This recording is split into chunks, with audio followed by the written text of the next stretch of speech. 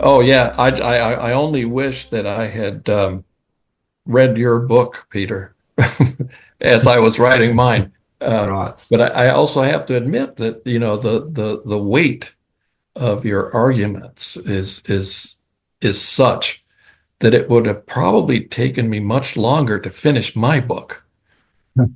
Take into Yeah. account the approach that you take to basically deconstructing not just Hume, but the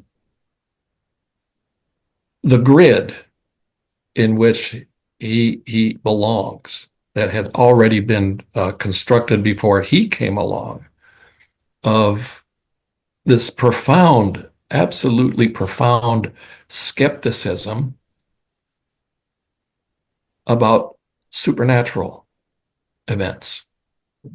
And in my case, what would have complicated my narrative much more is the fact that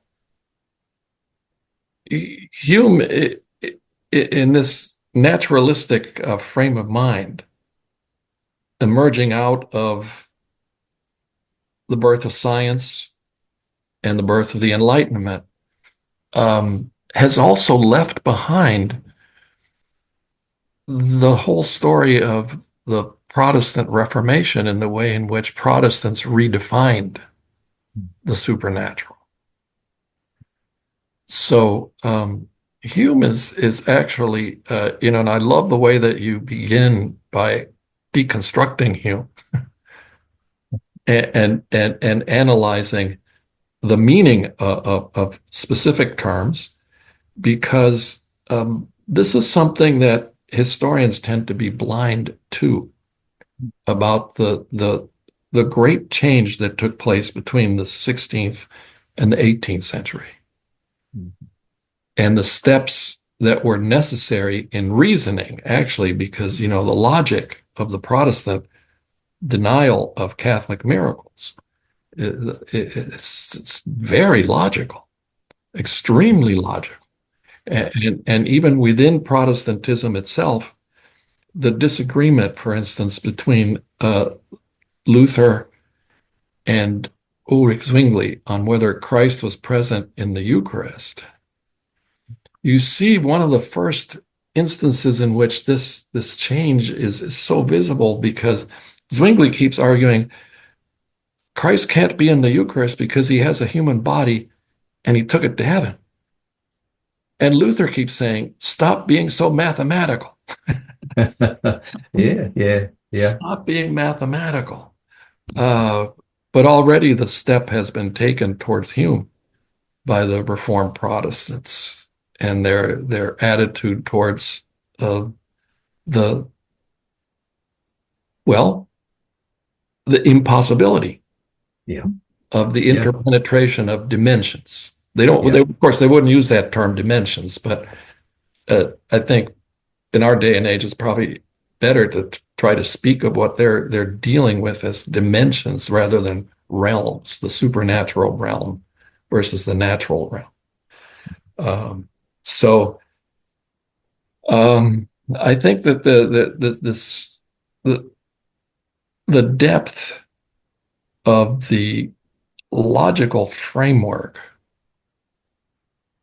that was put in place in the Reformation era is key, Mm. absolutely key to understanding how we get to Hume and to Hume's very glib dismissal of all testimonies about miracles, and the assumption he makes that, of course, anyone who's reading what he has written has never, ever witnessed a supernatural event. Yeah, yeah, yeah. And look, there's a couple of ironies there. What, Hume's famous argument against miracles actually starts with a reference to transubstantiation. Right. And he says, I've found this principle in Tillotson's refutation of transubstantiation. So Hume actually fesses up to this, it's this Reformation debate that's actually clued him up to how he's going to develop the argument, right? So Yeah. that's the first. But the second one is that Hume places such emphasis on the weight of testimony, and yet, what does he do with this? This history's long series of witnesses to these miraculous events. He has to find a way to discount them. Right. And this is therefore, this then brings in the historical progress, the notion that they're either deluded or they're deceitful, and so on and so forth. So I agree with you. The Reformation, the Protestant story, is really a key part of this, then becomes secularized and part of our naturalistic DNA, as it were. Yes, but there's the glaring asymmetry between Catholic and Protestant in their view on the phenomenon itself, because at least for the first 2 or 3 generations of the birth of Protestantism, no major reformer ever said levitation is impossible.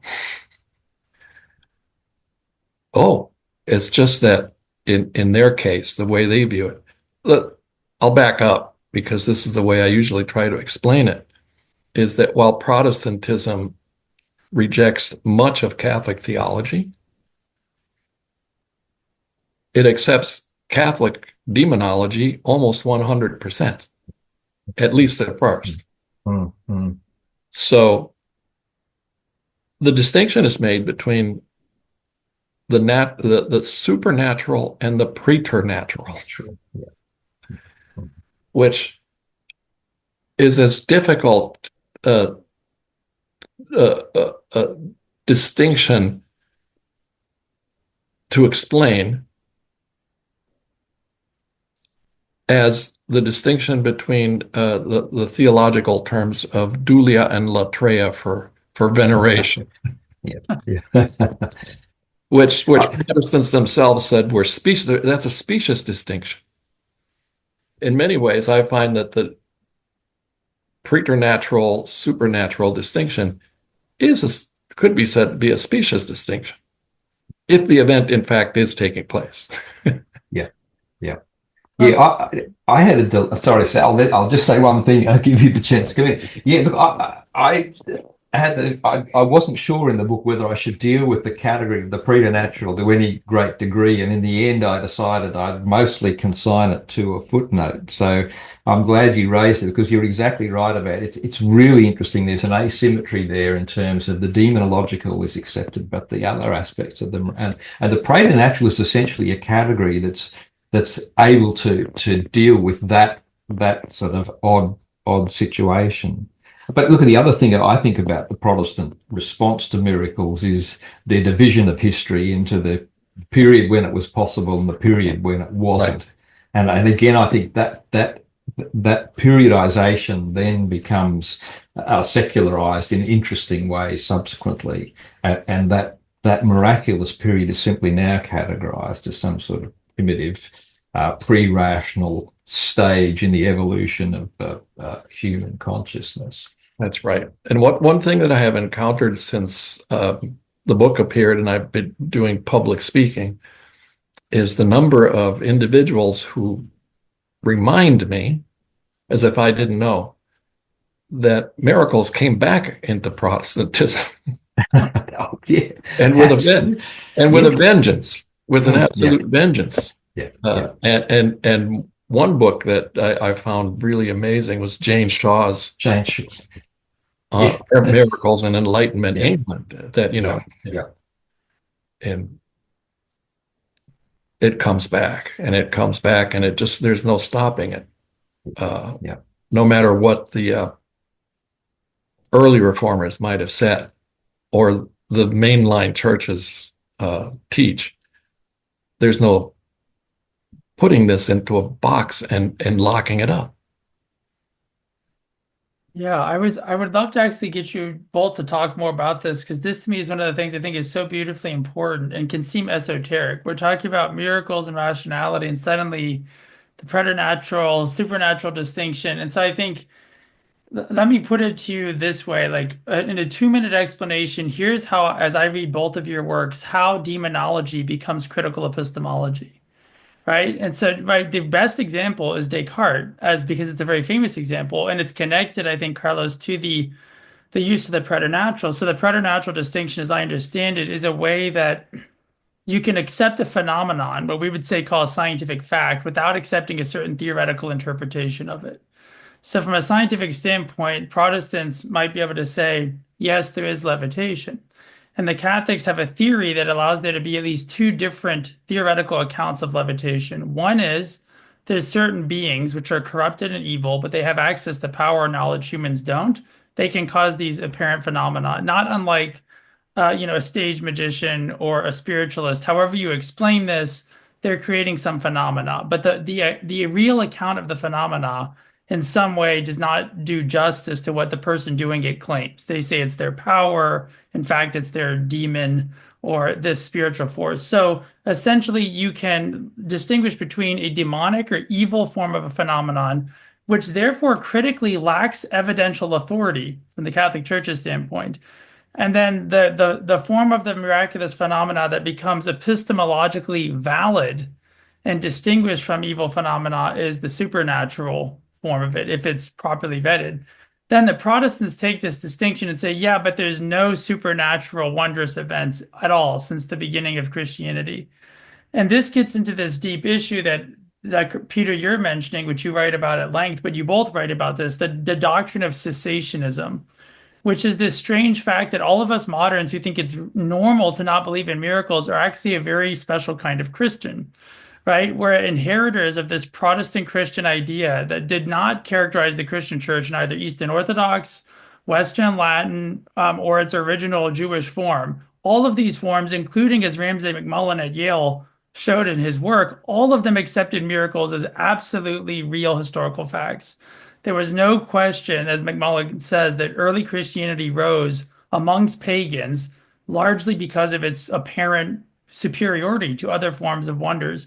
But the Protestant reformers, as you mentioned, Carlos, have this very radical idea that, in point of fact, while Jesus did miracles and his apostles did miracles, all of the Catholic Church's claims against Protestantism would be implicitly validated if the miracles continued, as Catholics claim. Yeah. And so then the occurrence of this phenomena becomes linked to a very deep polemical debate about whose epistemology of history actually is valid. So I think it's somewhat complex, but I wonder if you both love to expand more on how you see that evolving. I think it's a beautiful connection between, in philosophy departments, we know Descartes uses a demon as the skeptical figure, but this is actually linked to a general demonization of a sort of whole epistemological tradition where the demonic accounts for phenomena that are real, but that undermine rational authority, whereas the supernatural or the natural are the only valid forms of what might be, you could say, juridically valid cases of things, if you would accept that distinction. Oh yeah, I accept that, certainly. And I also think that, when it comes to this cessation of miracles type of theology, is one instance where a functionalist interpretation helps to make sense of it.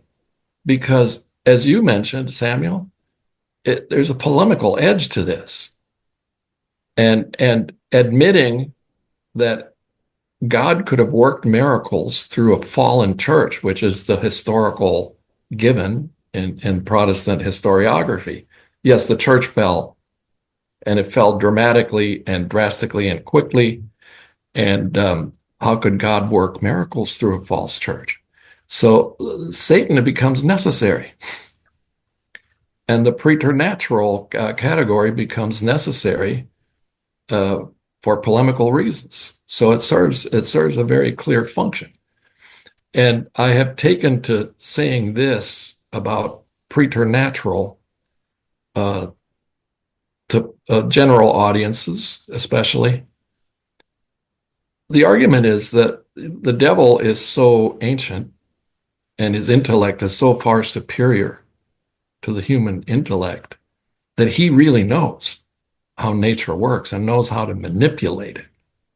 So what I say is, yeah, the devil is like a really good scientist who makes things happen. And there's a beautiful Spanish saying or proverb which is very hard to translate into English, uh, goes something like this.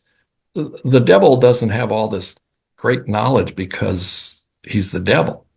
He simply has all this great knowledge because he's so old and he has been around for so long, right? He's had a chance to learn a lot, much like a scientist. Yeah,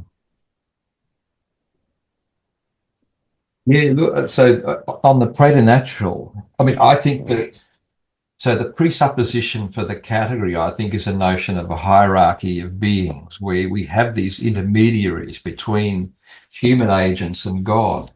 And there's a sense in which what these beings do, just as what God does, is natural to them in terms of their natures. So it's preternatural in the sense that for us, with our limited knowledge of the operations of nature, there are certain operations we can't perform.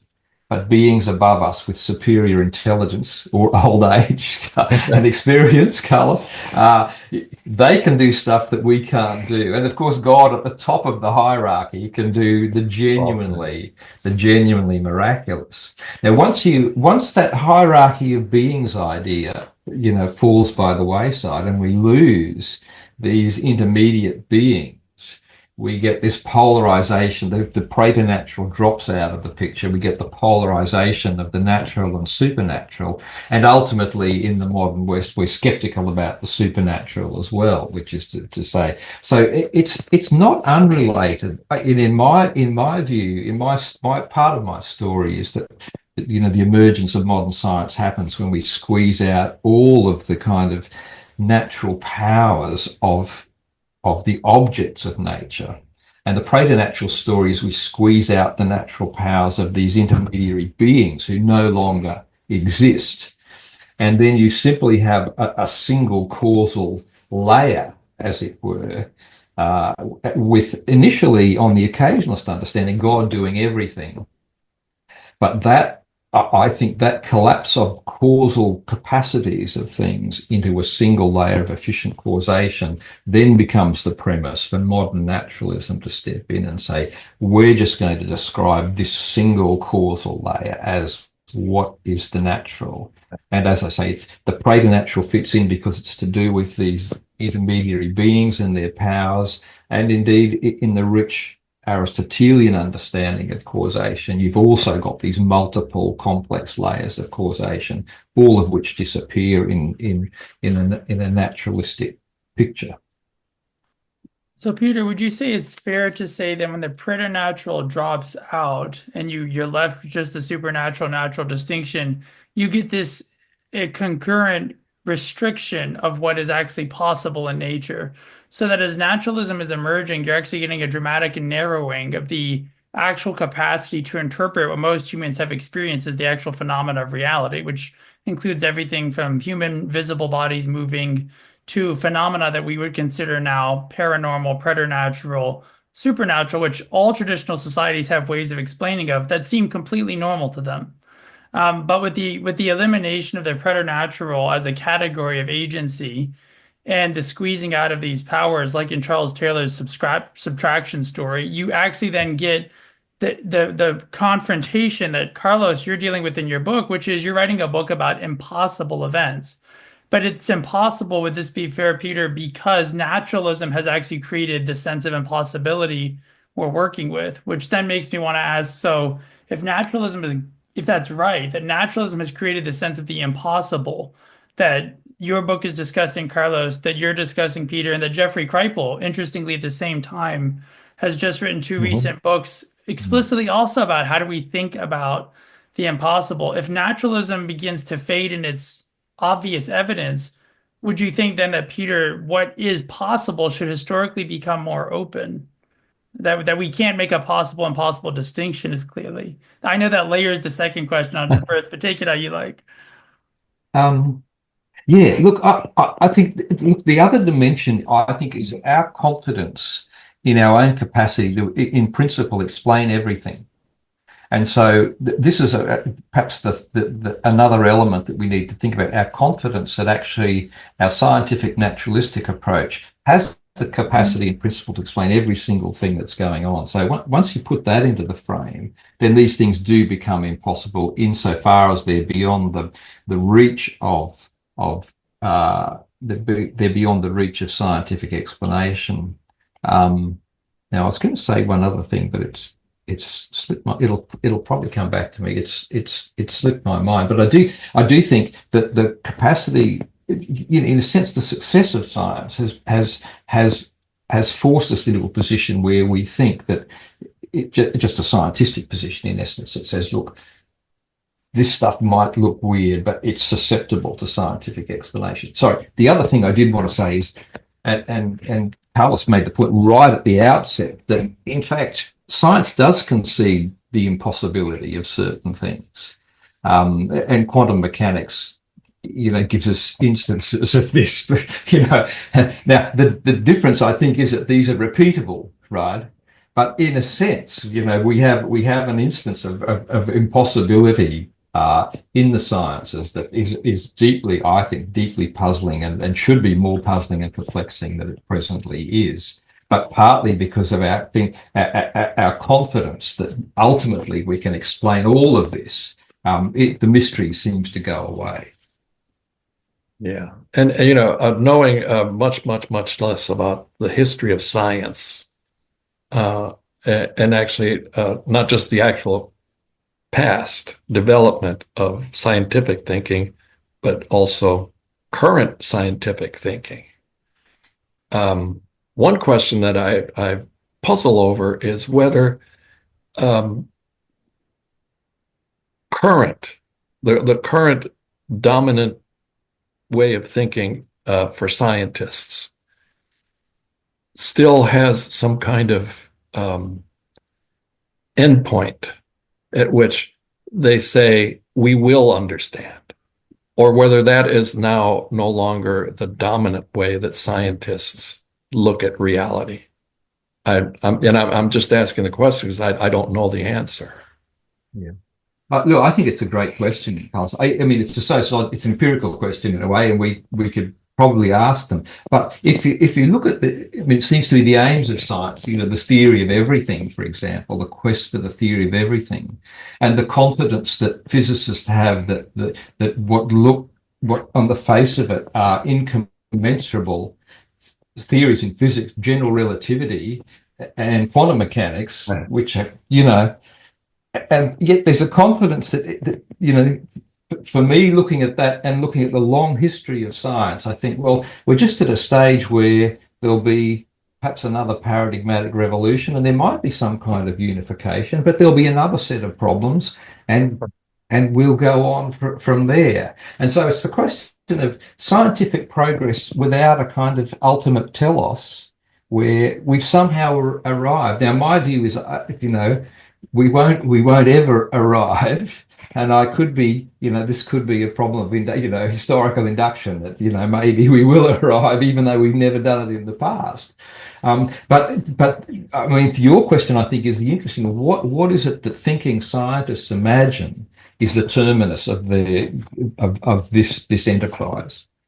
Right. And, I'm reminded of 4th century Christian theologian Gregory of Nyssa and his view of what eternal life would be like for those who are in heaven, that you just keep learning infinitely. You just keep learning infinitely, and you never get bored. One of the hostile responses I had to my book, A Very Brief History of Eternity, came from the UK, from some irate reader who told me that the whole concept of eternity is stupid because everyone would eventually get so bored if we lived eternally.